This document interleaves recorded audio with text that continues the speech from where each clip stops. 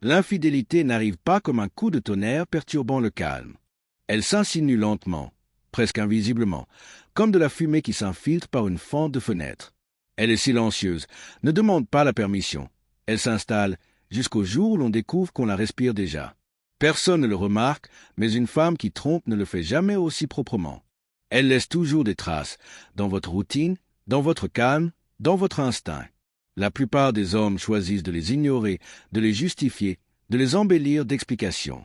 Mais vous l'avez vu, vous l'avez ressenti. Vous ne vouliez simplement pas l'accepter comme une vérité. Ceci n'est pas un message de paranoïa, mais un message de schéma. Car l'infidélité ne s'annonce pas par des cris, mais par des silences. Et si vous avez déjà ressenti ce nœud dans votre poitrine, cette tension inexplicable, cette voix intérieure qui vous murmure, quelque chose a changé. Ce message est pour vous. Signe numéro 1, la déconnexion invisible. Elle est toujours là, mais elle n'est plus avec vous. Elle vous sourit, mais son sourire est creux. Il vous dit « bonjour » sans lever les yeux. Il répond « je vais bien », non pas parce qu'il va bien, mais parce que la phrase lui vient par réflexe. L'étincelle qui illuminait autrefois son regard a disparu. Son rire semble répété. Son regard est bref, réservé, vide. Il n'est pas physiquement parti, et c'est pourquoi c'est si déroutant. Il reste à vos côtés, mais l'énergie qu'il partageait autrefois avec vous se répand désormais ailleurs.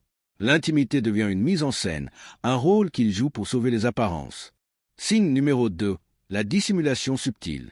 Avant, il partageait tout, le collègue agaçant, le rêve étrange, même ce qu'il a mangé au déjeuner. Maintenant, ces histoires sont parsemées d'interruptions, de trous, de silences. Vous n'êtes plus invité dans tous ces espaces. Il parle, certes, mais seulement ce qui est commode, ce qui est sûr, ce qu'il veut montrer. Et puis son téléphone apparaît, autrefois oublié sur la table, maintenant collé à sa main, toujours face cachée. Notification coupée. Il l'incline pour écrire. Vous ne lui avez pas demandé de mot de passe ni accusé de quoi que ce soit, mais soudain, elle se défend. Tu es complexé, tu es paranoïaque. Mais la vérité n'a pas peur d'être observée. L'amour véritable n'a pas besoin de se cacher derrière l'intimité. Ce que vous voyez n'est pas une évolution, c'est une dissimulation. Et la dissimulation cache toujours une raison. Signe numéro 3, intimité brisée. Son corps est toujours à vos côtés, mais la connexion ne l'est plus. Vous partagez un lit, mais vous ne vous sentez plus chez vous. Certaines nuits, elle se retourne en silence. D'autres fois, elle s'enflamme d'une passion exagérée, comme si elle jouait un scénario. Et vous vous demandez ce qui est pire, la distance qui vous fait vous sentir indésirable ou la proximité forcée qui ne semble pas vous être destinée. La véritable intimité ne se mesure pas en fréquence, mais en présence. Et quand son âme n'est plus avec vous, vous le savez. C'est comme embrasser un fantôme. Comme si son corps était là, mais que son essence vivait déjà ailleurs. Signe numéro 4, conflit fabriqué. Soudain, chaque détail se transforme en dispute. Vous n'avez pas répondu à un SMS. Tu t'en fiches. Vous avez oublié une assiette dans l'évier.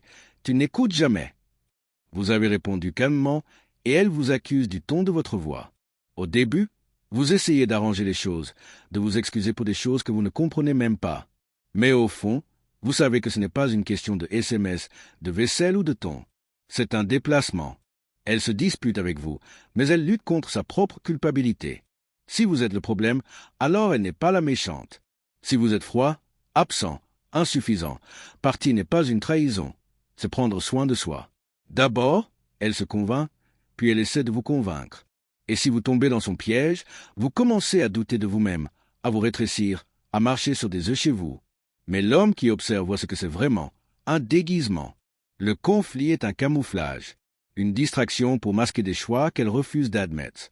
Signe numéro 5, l'avenir effacé. C'est le plus silencieux et peut-être le plus douloureux. Plus de disputes ni de froideur, juste une absence à l'horizon. Avant, elle disait « quand on emménagera ensemble ». Maintenant, elle dit « j'ai pensé à déménager ». Avant, elle parlait au pluriel « voyage, rêve, projet ». Maintenant, elle parle au singulier « mon évolution, ma découverte, ma guérison ». Votre nom a disparu de son avenir, non pas parce que vous avez échoué, mais parce que dans son esprit, elle prépare déjà la sortie. Et le plus cruel, c'est qu'elle ne vous demande pas de partir, elle vous prive seulement de votre sentiment d'appartenance. Ces câlins semblent mécaniques, car elle s'entraîne silencieusement aux adieux depuis des semaines, voire des mois. La trahison ne commence pas par un baiser. Elle commence par des omissions, des détails manquants, des changements apparemment insignifiants. Et pendant que vous doutez de votre intuition, elle temporise. Mais écoutez, vous n'êtes pas fou, vous n'avez pas peur. Ce que vous percevez est réel. Un homme stoïque n'a pas besoin de preuves écrites ni d'aveux forcés. Il a juste besoin de reconnaître les schémas. Car quand quelqu'un commence à vivre deux vies, vous ne l'imaginez pas, on vous exclut simplement de la seconde. La vraie question n'est pas de savoir si elle partira. La vraie question est, combien de temps encore allez-vous le nier? Qu'est-ce que tu sais déjà